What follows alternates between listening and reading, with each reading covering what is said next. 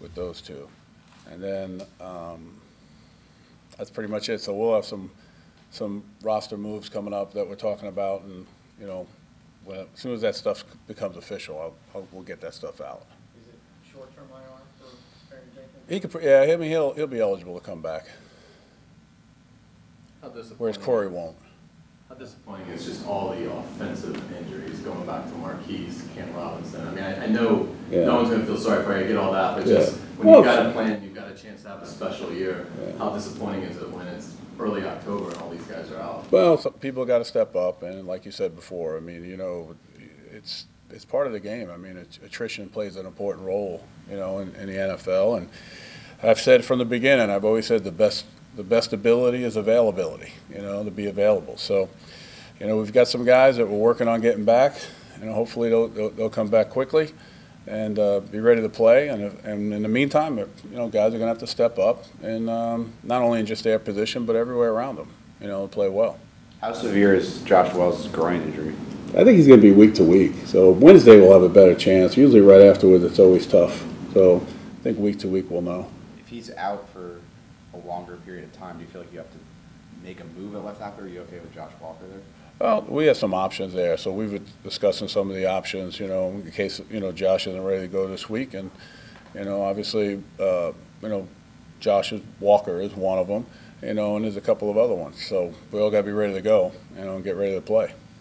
What's the challenge of trying to find personnel answers in October this far into the year in terms of spots, whether it's running back, tight end, whatever it is? But well, what's the challenge of that? You know, I trust that the personnel department, you know, Dave and Coach Coughlin and the rest of the pro scouts are doing the best job they can, you know. So, you know, we're getting things together and getting ready to bring some people in. I mean, there's no, you know, it's just obvious that we have to do that. So I just trust them. So, you know, for me, my thing is, hey, schematically, how we're going to put, you know, what are we going to do a better job of coaches to get our players in a better position, and then this way, you know, then our players have to do a good job of executing and making plays.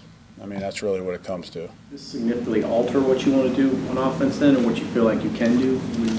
Adding. I mean, we're going to see. I mean, you know, when you add and you're missing some key players, you know, you got to play to the strengths of what they can do. We know that. You know, it's a challenge for us, and but there are other teams that go through those same challenges. So I think it's going to be on us as coaches to do a good job of putting in, you know, the right plays, going to the right people, you know, and just being able to go and execute it. TJ played 77 of 83 snaps. Who's that? TJ Yeldon. Yesterday.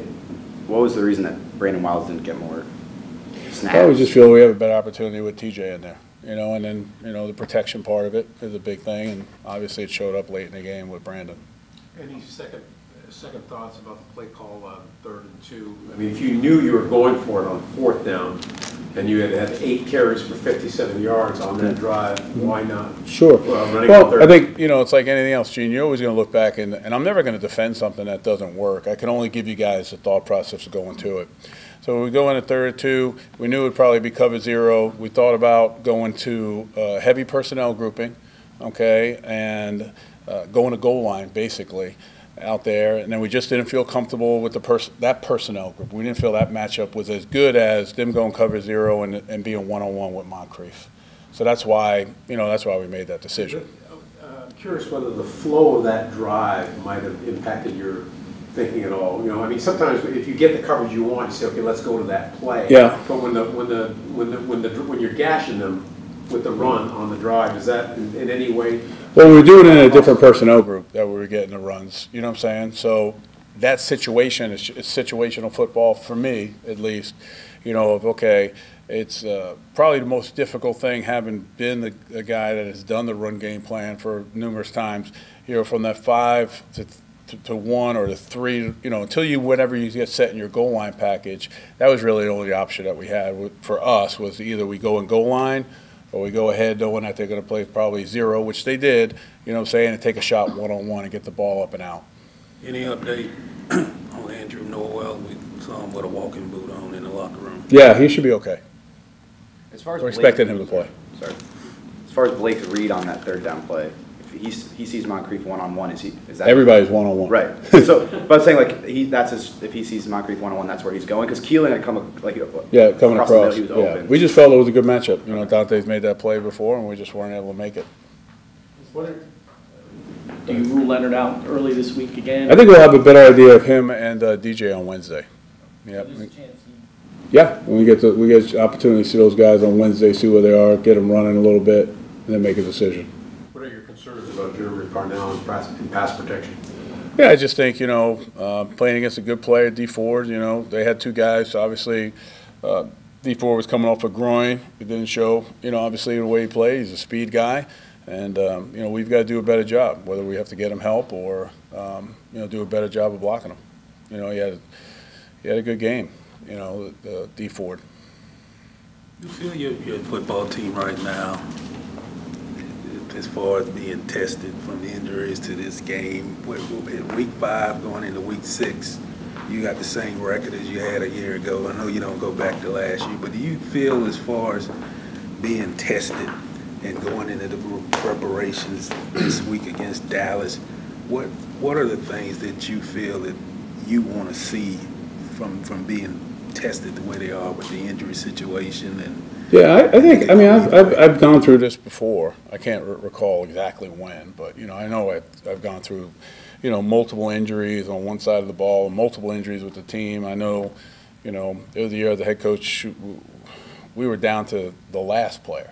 That we traveled with, and he gets hurt, and thank God the offense wound up getting another first down, because we would have had to put someone out there that never played that position before and done that. So, I think you have those challenges. I think, the week of preparation, you just look at the focus, you look at, the guys, whoever are new to whatever positions, especially on offense, how we're gonna put those and implement those guys in.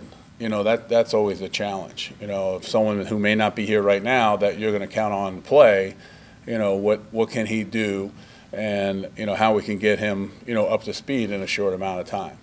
And if not, then what's the best way for us to attack to give us the best opportunity to win and make plays. So team-wise, it's just it is what it is, and we just all have to rally around. And, a lot of times some people look at a certain position and say, well, hey, next man up, which is a phrase that everyone says quite a bit.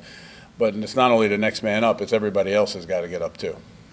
Defensive players said in the locker room after the game that they felt like they were flat, that the defense was flat, they didn't match the motion, and the Chiefs coming out right away. Did you sense that? And is that a big issue? I thought, on tape, I knew Kansas City was fast and had a lot of speed, but I think when you get out there, you're like, ooh, they do have speed. So I think the speed, and then once we got settled down with the speed, I think we were in better shape. But I think initially, the speed, we knew they were fast, but, going out there, they're pretty fast. There were some instances yesterday on 3rd down where your corners were playing what looked like significantly off coverage. Is that something particular situation? No, we're going to try to do a better job in that, and making sure that a lot of times we've had whether we've got bail technique, and then all of a sudden we lined up. We addressed that. We talked about that. So we're just going to build it in our call and make sure it's going to be press. So there's no indecision or no availability of what they could do. So you're not saying they were in the wrong type of coverage. You're saying that you would do it differently next time? Yes. Okay. Is Austin going to need surgery? Yes. And then just from a coaching perspective, how difficult is it, challenging is it, when you go into a game and you're not exactly sure which version of Blake is going to show up?